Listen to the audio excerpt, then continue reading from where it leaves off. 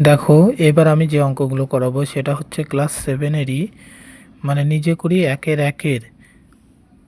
আটের দাগ থেকে করাবো। আটের দাগের অঙ্কটা আমি এখানে কষে নিয়েছি। দেখো বলেছে 5/7 সঙ্গে কত গুণ করলে 4 পাবো, হিসাব করি। আমি শর্তানুসারে কি করব, কত গুণ করলে ধরি এক্স গুণ করতে হবে। বলেছে 5/7 সঙ্গে 5/7 সঙ্গে কত গুণ করলে ধরি এক্স গুণ করলে সমান সমান 4 পাবো। বা এই এক্সটা কিন্তু উপরের সাথে গুণ আছে, 5 আর এক্স গুণ করলে 5x, নিচে 7 ছিল, 7টা থাকলো, আর ওই পাশে 4 ছিল, 4টা থাকলো। বা এর নিচে কিছু না, মানে 1 ধরতে পারি। 5x আর 1 গুণ করলে 5x, আর এই পাশে 4 সাথে 28। এখন দেখো, এক্সটাকে আমরা বাঁদিকে রাখবো। 5টা গুণ ছিল, এই পাশে গেলে কি হয়ে বসবে, ভাগ হয়ে বসবে। এবার 5 দিয়ে 28কে ভাগ করে দাও।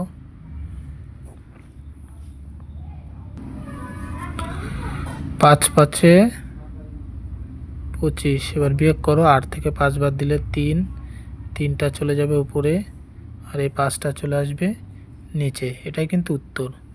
বলেছিল এত এর সঙ্গে কত গুণ করলে, তার মানে 5 পূর্ণ 3/5 গুণ করতে হবে। এটা হলো আমাদের উত্তর। এবার পরের অঙ্কটা দেখে নাও। এই যে এটা দেওয়া রয়েছে 2/3, 4/5 ও 2/3 এবং 4/5, এদের মধ্যে কোনটি সবচেয়ে ছোট, হিসাব করে লিখি। দেখো, এটা করতে গেলে আমাদের কি করতে হবে একটু ভালো করে লক্ষ্য রাখবে। তারপরে আছে 4/5, 4/5 লিখব।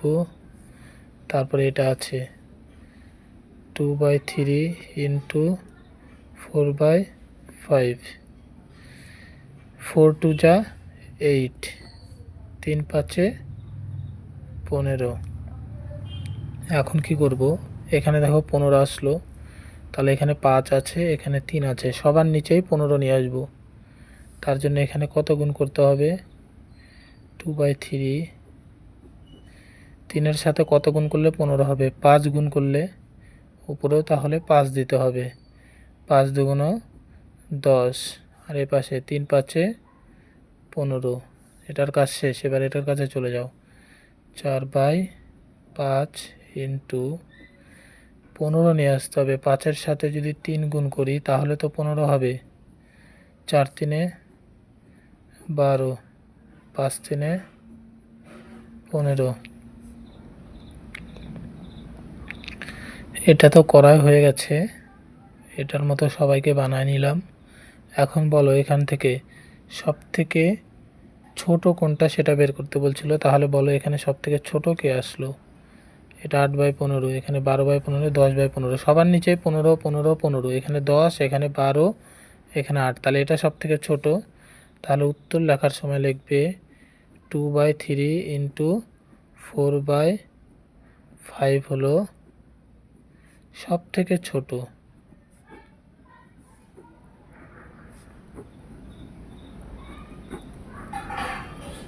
এটা হয়ে গেল উত্তর।